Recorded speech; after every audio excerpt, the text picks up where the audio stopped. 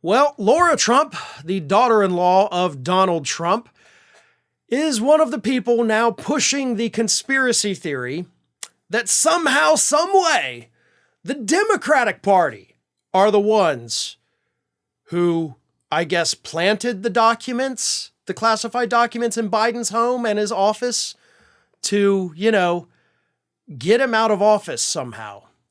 And if you're confused, don't worry, because I'm very confused about it too. But last week on her podcast, Lara Trump had this to say when they were talking about the Biden document scandal. It's almost like, who is it?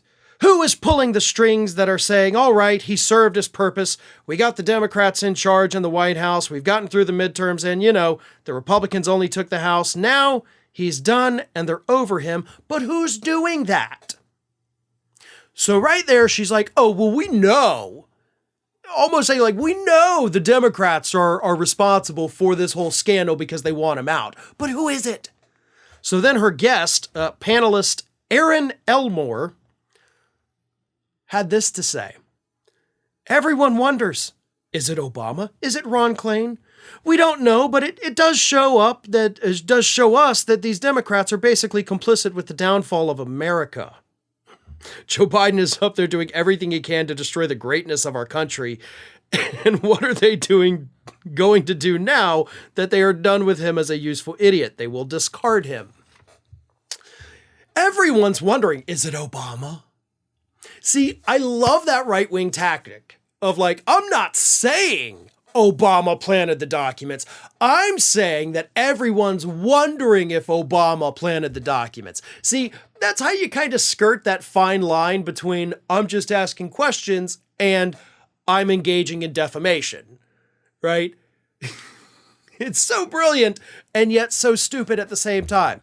So let's analyze this because conspiracy theories about the Democrats somehow being responsible for the documents, it's not just these idiots that are pushing it. Matt Gaetz has suggested it. Rudy Giuliani has suggested it. So here's what would have happened. And we're going to go on Erin Elmore's Everybody's Wondering. So in order for her little conspiracy theory that she's not pushing, she's just asking questions.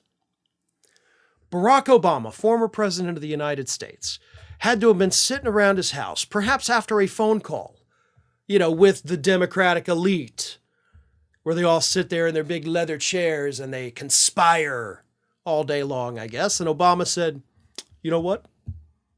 I've got some classified documents sitting in my basement.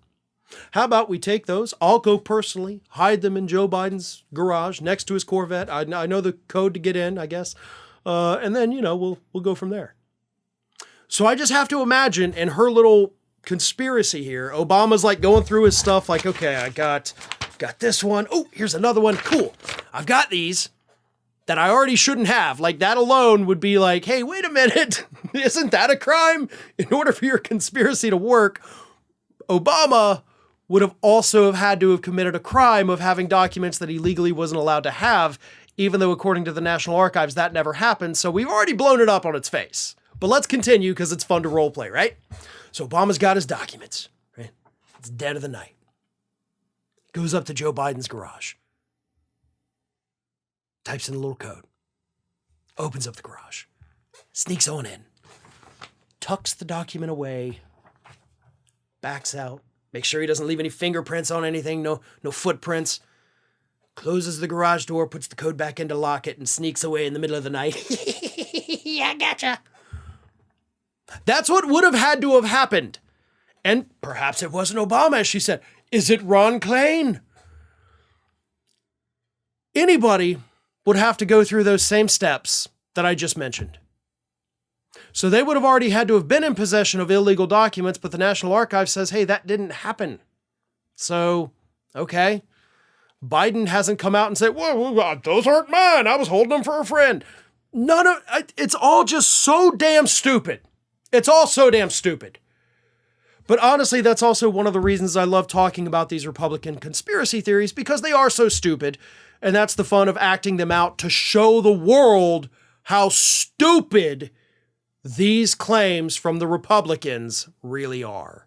Hi, everyone. This here is little Athena. And Athena would like to know why you haven't subscribed to Fair and Balanced yet. So please, don't let Athena down. Subscribe today.